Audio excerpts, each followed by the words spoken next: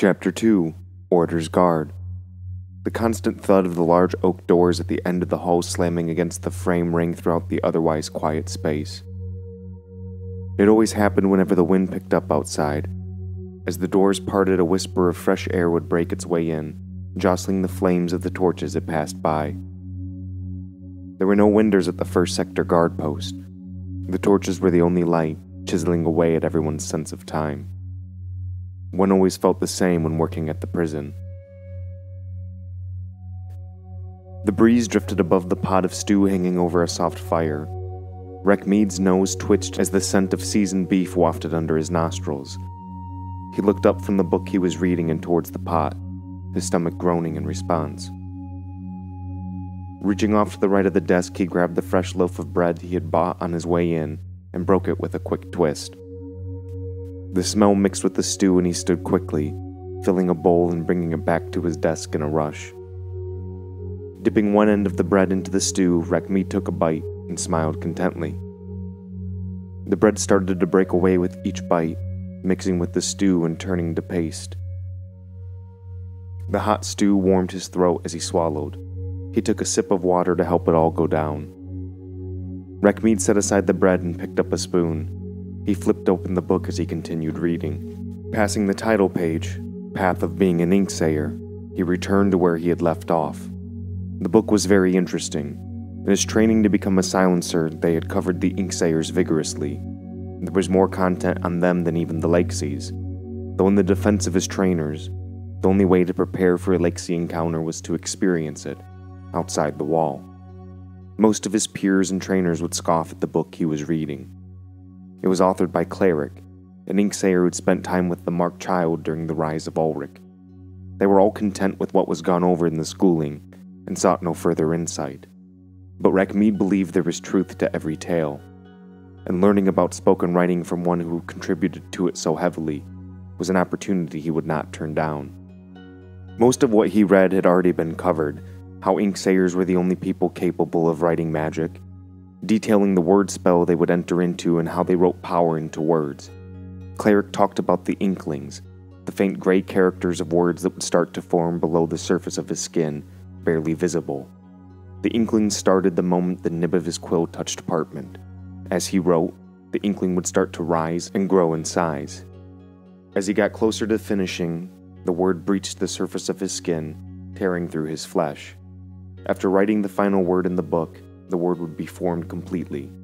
Once on top of his skin, tendrils would lash out from the word and anchor themselves into his flesh. All the books were written in the ancient language, the only language capable of maintaining the magic's power.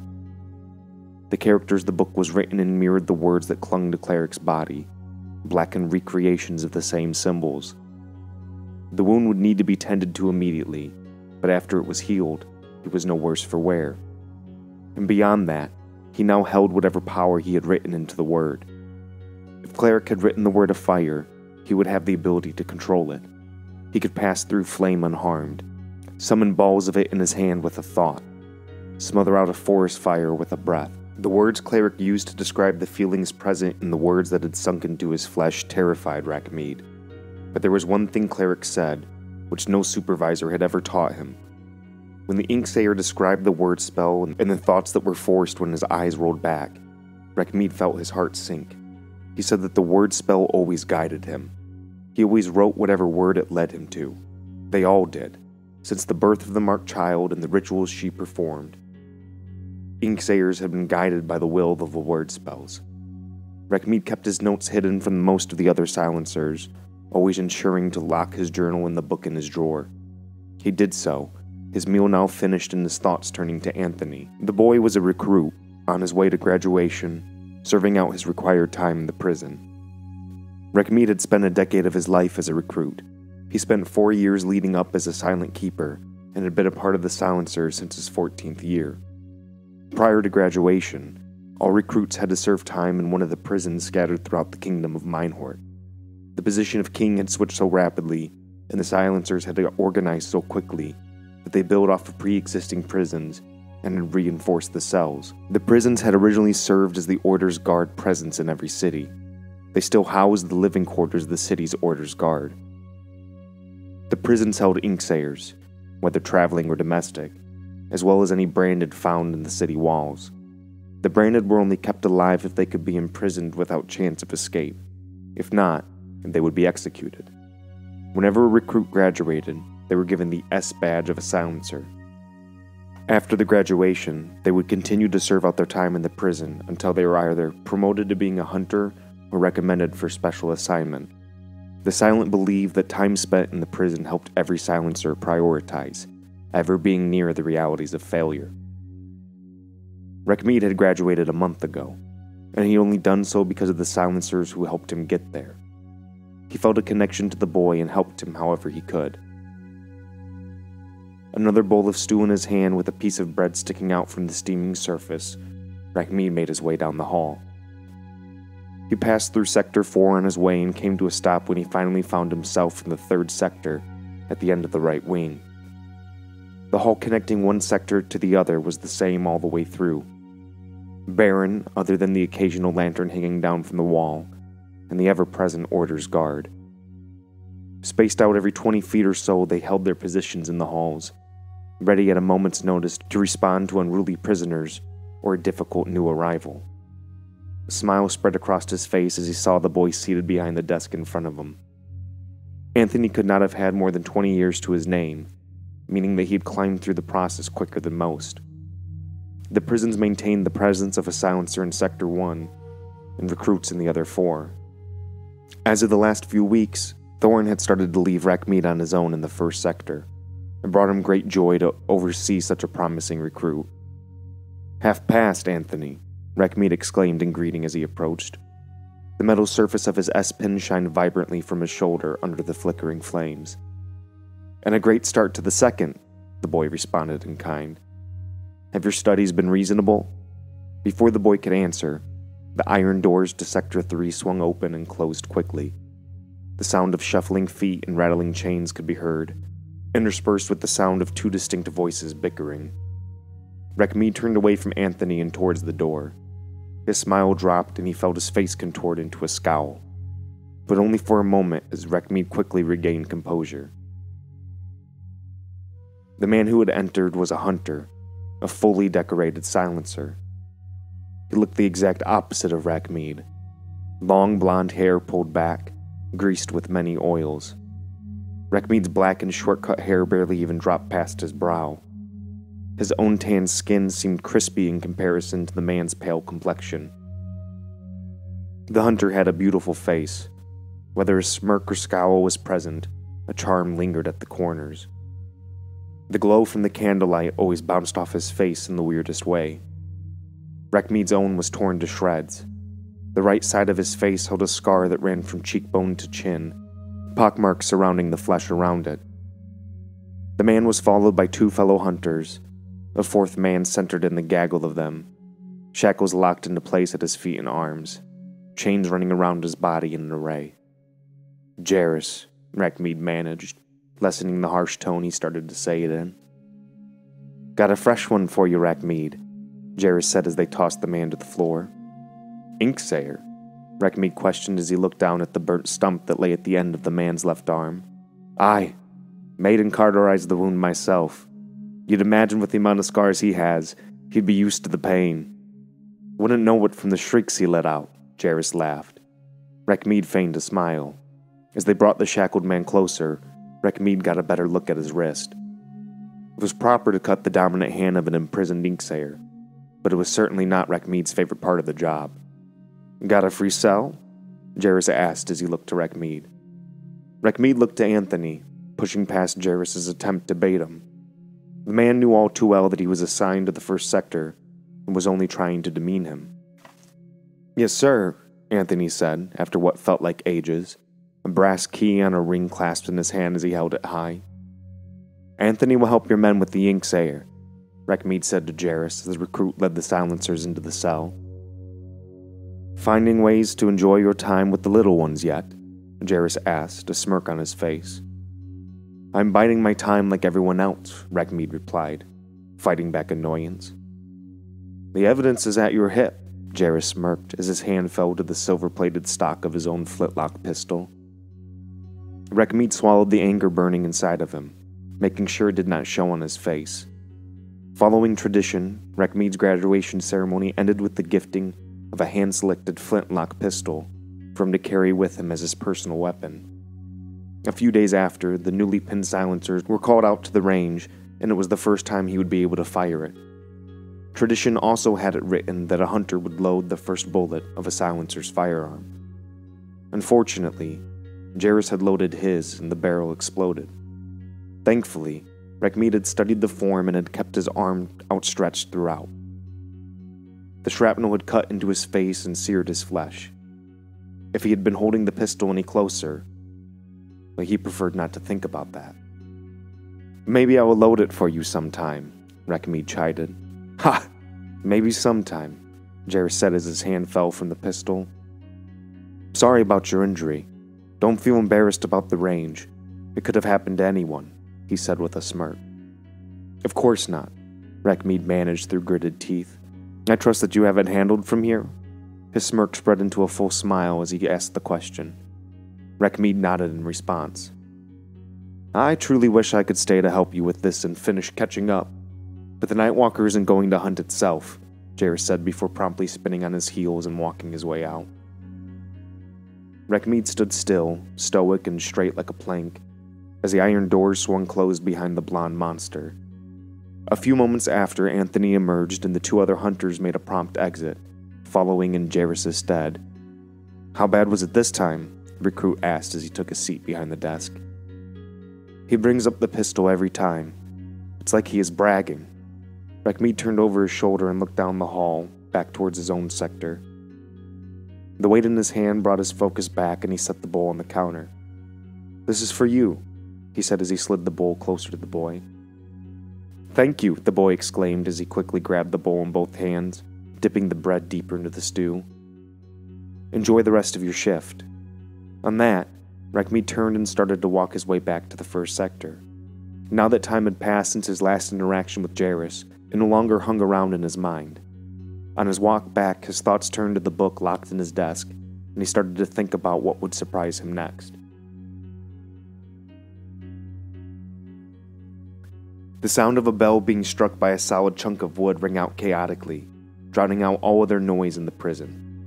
Reckmead tossed the book onto the desk before him and stood quickly. He checked the strap to the sheath for his knife as he walked.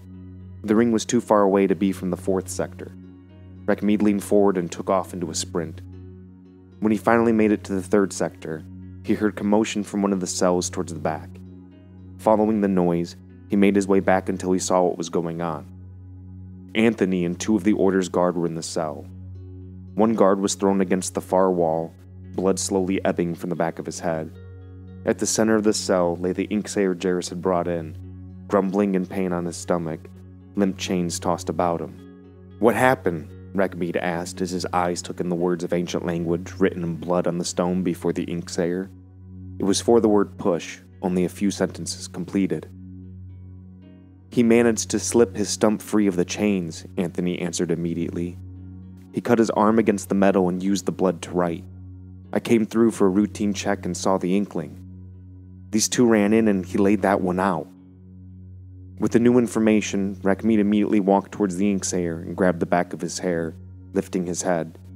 The man groaned out in pain as he did so, and Reckmead saw the faint impression of the word push beneath his skin at the shoulder. The Inksayer's dry lips parted as he strained, and Reckmead held him there for another moment longer before bringing both of his hands down on top of the man's head. The Inksayer's face met the stone beneath them hard, a loud crack sounding as the man passed out, instantly. "You know what needs to be done," Reckmead said as he unsheathed his blade and extended the handle to Anthony. The boy nodded. Reckmead turned to the guard that was not bleeding. "Tell the medic to send someone to pick him up, then get us a torch." The guard stiffened and then departed quickly. Reckmead turned in the cell and his eyes returned to Anthony. They fell to the fingers the recruit had wrapped around the handle. Every couple seconds, Reckmead could see his hand tremble under the weight of the blade. When handling an Inksayer, what do we do? His aim was to get the boy to rely on his training and to focus on that, moving past the shock of the situation. The boy took a long swallow, his throat moving down and settling into place slowly. Remove any inkling and cut off whichever hands remain. Reckmead nodded in response. It seemed an eternity passed as Anthony stood there, holding the knife in his hands, getting comfortable with the feeling as they waited for the guard to return with the torch. Finally, the man entered, the bright glow of the flame drawing Reckmead's mind from the realm where time seemed to pause. Reckmead felt a part of him retreat, a surreal feeling settling in as he watched the boy work. Sound vanished from him. He could see, but his subtle movements did not feel his own.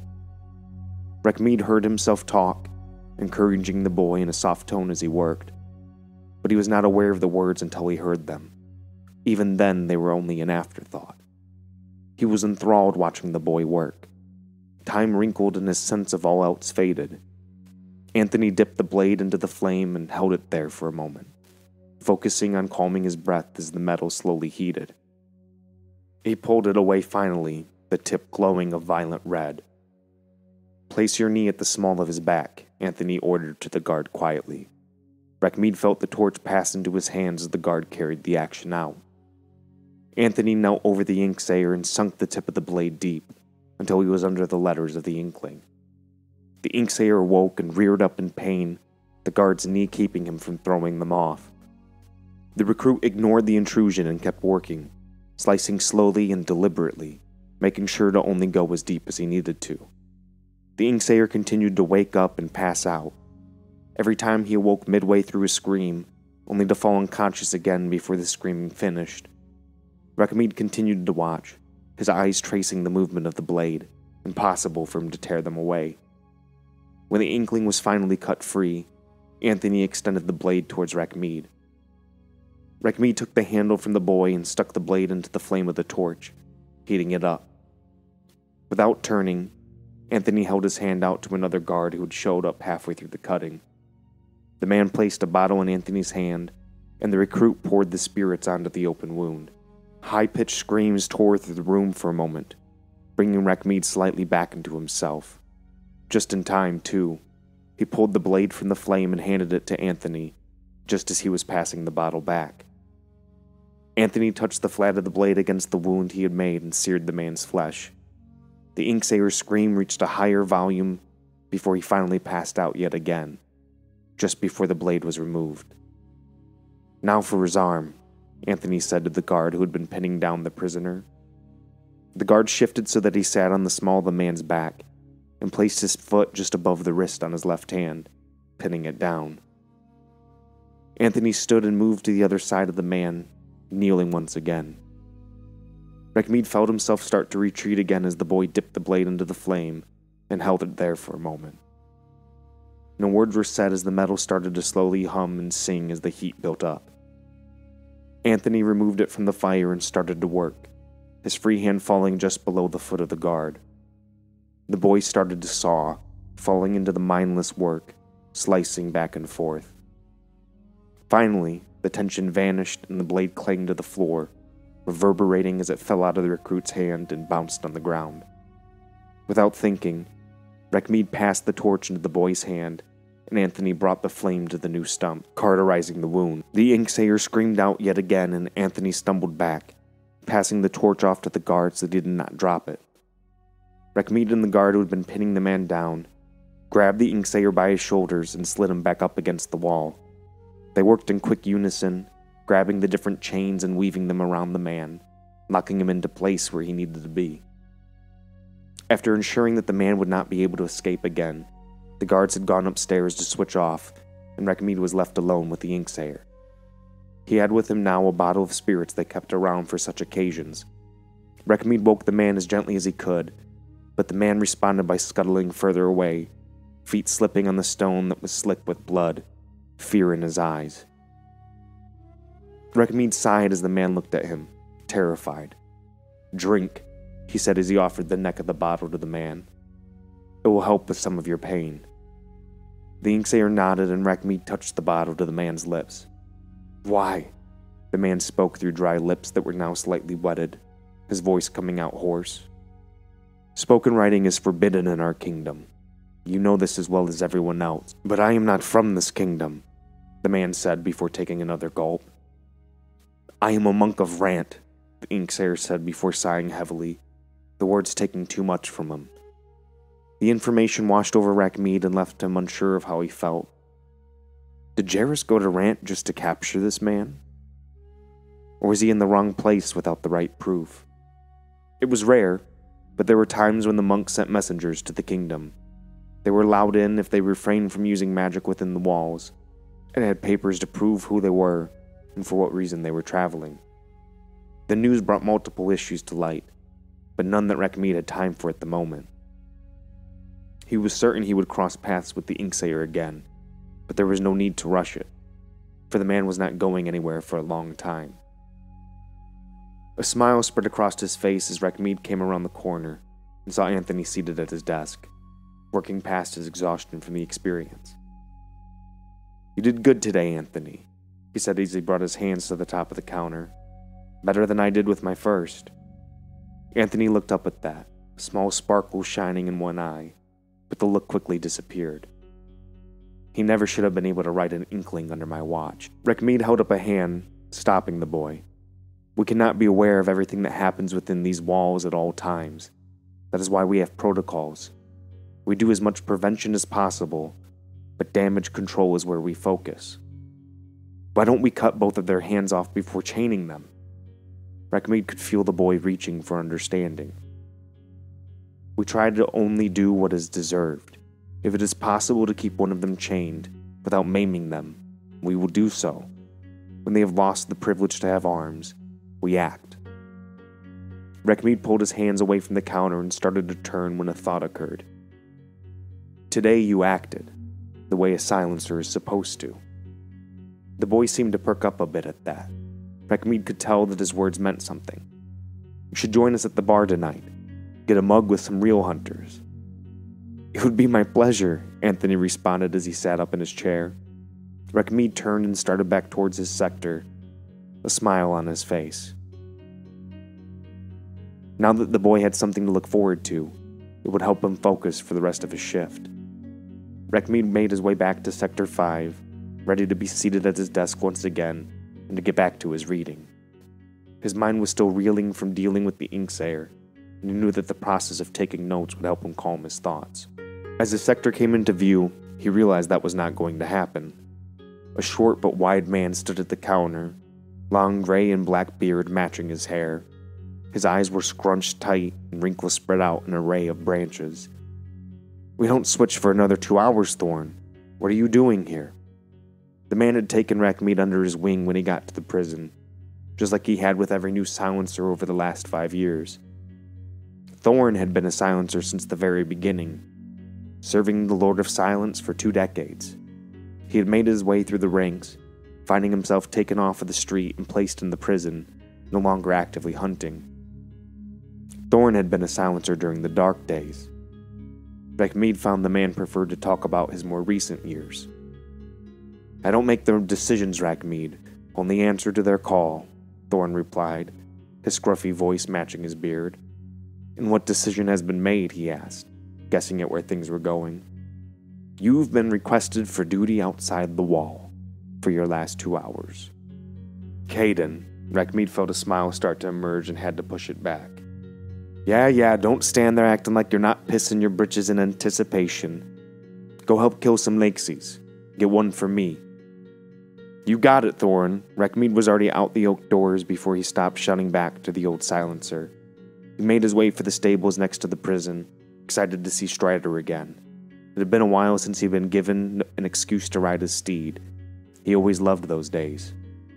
As he entered the stable, he saw the short blonde hair and childish grin of his best friend. Caden was already seated atop his black horse, Stalker, and he held the reins to Strider. Good to see you, brother, Caden said as he tossed Rackmead the reins. He was happy to see that his friend had already tossed the saddle on top of his horse. Rackmead climbed atop the white-haired mare and settled in. Perimeter duty? He asked as he looked over at his friend. Caden flashed back a smile, his sapphire eyes shining vibrantly as he did so. Captain asked me what I wanted to do with the rest of my day. Told me I could request 2 spots for the hunt. Figured it'd be just like the old days. You outdid yourself, Rackmead responded before bringing his heels into the belly of Strider. Together, the two took off and headed towards the southern wall.